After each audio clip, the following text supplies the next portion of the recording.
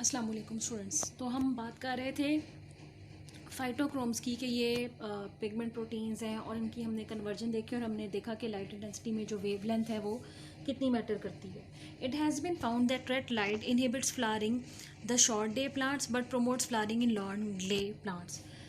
जैसे मैंने आपको पहले बताया कि सफ़ेद रोशनी जो है वो 7 रंगों का मजमूआ है और इसमें जो सुर्ख रोशनी का हिस्सा है वो सबसे ऊपर होता है और ब्लू फिर सबसे नीचे होता है। तो रेड और ब्लू ये दो लाइट और इसकी जो वेवलेंथ होती हैं ये इफ़ेक्ट करती हैं। अब इसमें से जो रेड लाइट का इफ़ेक्ट है वो फ्लावरिंग को इनहिबिट करता है, रोकता है उन पौधों में जो शॉर्ट डे प्लांट्स हैं, और ये प्रोमोट करता है फ्लावरिंग को उन प्लांट्स में जो लॉन्ग डे प्लांट्स हैं under conditions during which flowering normally takes place. अब हम ये बात जानते हैं कि जो स्पेक्ट्रम होता है वाइट लाइट का उसमें सबसे ऊपर रेड होती है और सबसे नीचे ब्लू होती है। तो वो जो रेड स्पेक्ट्रम है उसमें भी जितनी वेवलेंथ है लाइट की उसमें से हमने ऊपर 660 और पहले 730 का देखा और अब हमने देखा है कि रेड लाइट का अलग इम्पैक्ट है। सो द ऑब्जर्वेशन जो कि हमने अभी देखी, it hypothesize that P730 to P660 inter conversion might be the plant time regulator for flowering, क्योंकि कभी रोशनी कम होती है, कभी रोशनी ज़्यादा होती है। गर्मियों में रोशनी की शिद्दत ज़्यादा होती है, सर्दियों में रोशनी की शिद्दत कम होती है। इसी तरह हर पौधे का जो अपना ग्रोइंग सीज़न होता है और उसका साल में उसमें फूल कैसे खिलेंगे, वो 2 साल में अपना लाइफ साइकिल जो है वो मुकम्मल करेगा या ज़्यादा देर में मुकम्मल करेगा। इस तरह से हर पौधे के ऊपर जो है ये लाइट की इंटेंसिटी के फ़र्क इम्पैक्ट हैं। शॉर्ट डे प्लांट्स का के ऊपर अलग इम्पैक्ट है, लॉन्ग डे प्लांट्स के ऊपर जो है वो अलग इम्पैक्ट है। तो according to this hypothesis P730 converted from P660 by the absorption of red light would inhibit flowering in short day plants. तो ये बात हमने अभी देखी कि P730 जो है जब कन्वर्ट हो जाता है P660 में, तो जो रेड लाइट अब्जॉर्ब होती है स्पेक्ट्रम के जिस हिस्से की मैं बात कर रही हूँ वो इनहिबिट करती है फ्लावरिंग को शॉर्ट डे प्लांट्स के अंदर, लेकिन वो लॉन्ग डे प्लांट्स के अंदर फ्लावरिंग को जो है वो स्टार्ट कराती है, एनहेंस कराती है। Because P730 accumulates in the day and diminishes at night, so short day plants could flower only if the night were long enough। अब उसकी रीज़न भी उन्होंने बता दिया है, क्योंकि P730 दिन के हिस्से में ही इकट्ठी होती है।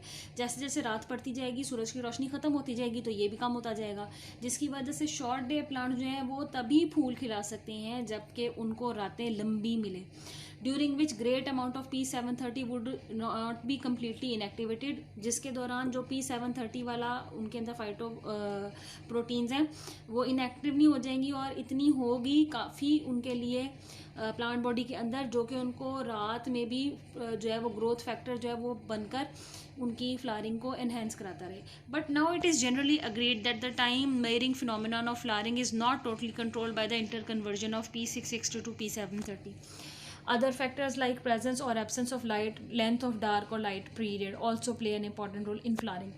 अब क्योंकि हम बात कर रहे हैं इतना बड़ा जो ब्रॉड स्पेक्ट्रम है जिसमें सुर्ख रोशनी का हिस्सा है और उसमें भी वेवलेंथ जो है हम अलग अलग उनकी बात कर रहे हैं, इस इंटर कन्वर्जन के अलावा बहुत सारे और भी फैक्टर्स हैं जो कि एक पौधे की ग्रोथ में इन्वॉल्व होते हैं। मिसाल के तौर पर कि रोशनी कितनी शिद्दत से आ रही है, वो रोशनी जब शदीद गर्मी होती है तो झुलसा देने वाली भी होती है, और जब बहुत ही ज़्यादा बादल रहते हैं, सर्दियों का मौसम होता है, तो रोशनी की शिद्दत बहुत ज़्यादा कम होती है।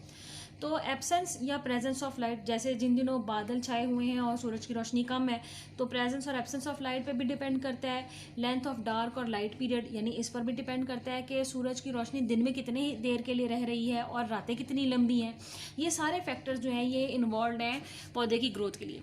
Phytochrome seems to be responsible for the detection of either light और डार्कनेस। तो फाइटोक्रोम्स जो है सॉरी ये डिटेक्ट करते हैं लाइट को और डार्कनेस को। The biological clock once stimulated causes the production of florigen hormone in leaves which travels through the phloem to the floral buds and initiating flowering. तो हमने बहुत सारे हार्मोन्स की बात की थी, साइटोकाइनिन्स के बारे में पढ़ा था, ऑक्सिन्स के बारे में पढ़ा था, हमने जिबलिन्स के बारे में पढ़ा था। इसी तरह बहुत सारे ऐसे हार्मोन हैं जिन्हें फ्लोरिजन हार्मोन कहते हैं। ये पौधे के पत्तों में सिंथेसाइज होते हैं, क्योंकि पौधे में ब्लड तो होता नहीं है, तो ये तैयारशुदा खुराक जो कि फ्लोएम के थ्रू पौधे के निचले हिस्सों में प्रोवाइड की जाती है, उसके थ्रू ये फ्लो करते हैं। फिर ये जिस जिस हिस्से में स्टेम ब्रांच साइड पर जाएंगे, ये वहाँ पर जाकर फ्लावरिंग को स्टार्ट करेंगे। अब आपको ये जो ग्रीन रंग का एक बॉक्स दिखाया गया है, इन्होंने वही इंटर कन्वर्जन की बात की है। P660 जो है वो इनएक्टिव है और P730 एक्टिव है।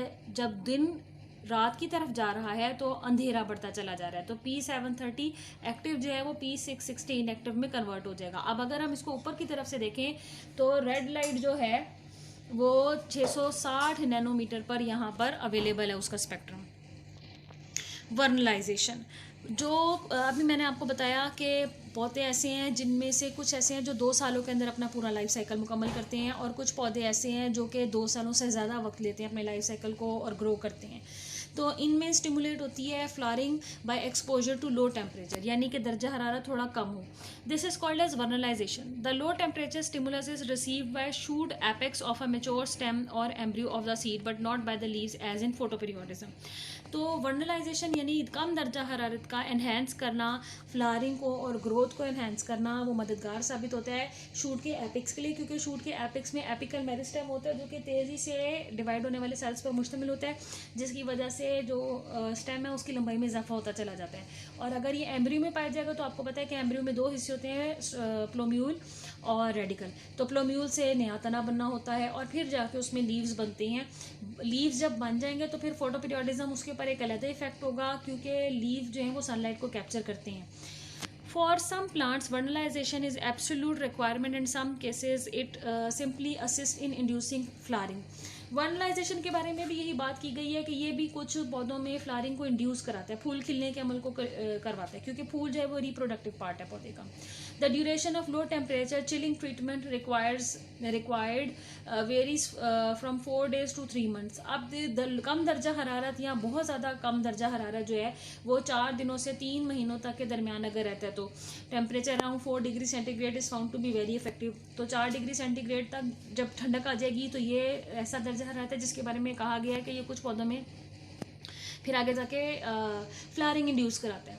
It stimulates the production of vernalin hormone which induces vernalization. अब ये क्यों ऐसे करता है? क्योंकि ये पौधे को खासियत देता है कि वो मखसूस हार्मोन पैदा करे जिसे हम कह रहे हैं वर्नलिन, और वर्नलिन के पैदा होने के अमल की वजह से ही उसमें एनहेंसिंग फैक्टर आ जाता है फ्लावरिंग का, जिसकी वजह से इस फिनोमिनन को कहते हैं vernalization. It is now believe that vernalin is nothing special but actually is gibberellin. अब माना गया कि वर्नलिन जो है ये कोई ख़ास फ़र्क दूसरा अलग हार्मोन नहीं है, बल्कि ये जिबरलिन ही है। Photoperiodism and vernalization serve to synchronize the reproductive behavior of plants with their environment, ensuring reproductive and favorable times। बिल्कुल सही बात है।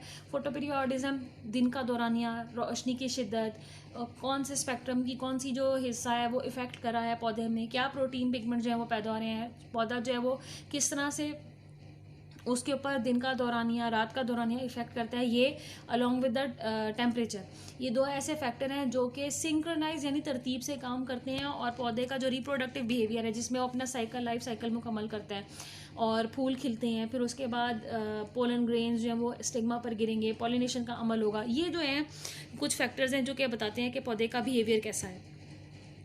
They also ensure that member of same species flower at the same time, encouraging cross pollination for genetic variability। बिल्कुल सही बात है, क्योंकि अगर जो टेम्परेचर की कंडीशन है या रोशनी की जो कंडीशन है, स्पेक्ट्रम की जो कंडीशन है, वो एक स्पीशी में सब में सेम होती है, क्योंकि सबके पास सेम जेनेटिक कॉम्प्लीमेंट है, तो वो उनके लिए ये कंडीशन जो है वो सेम होंगी, फ़र्क नहीं होंगी।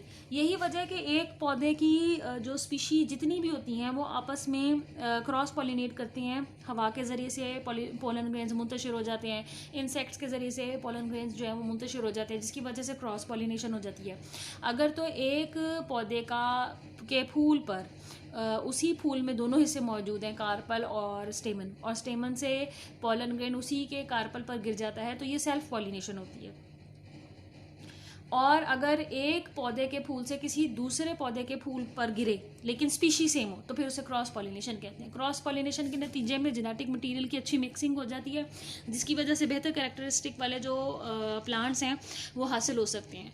तो सेल्फ पॉलिनेशन भी होती है पौधों में, क्रॉस पॉलिनेशन भी होती है, लेकिन जो क्रॉस पॉलिनेशन है वो जेनेटिक वेरिएबिलिटी ज़्यादा पैदा करती है। जेनेटिक वेरिएबिलिटी से हमारे यहाँ मुराद है कि दो अलग जानदार जिनकी स्पीशी सेम है उनके जीन्स की मिक्सिंग होकर बेहतर जो करेक्टर वाले जीन्स हैं वो अगली नस्ल को मुंतकिल हो जाते हैं, जिससे बेहतर वैरायटी जो है पौधों में पैदा हो सकती है।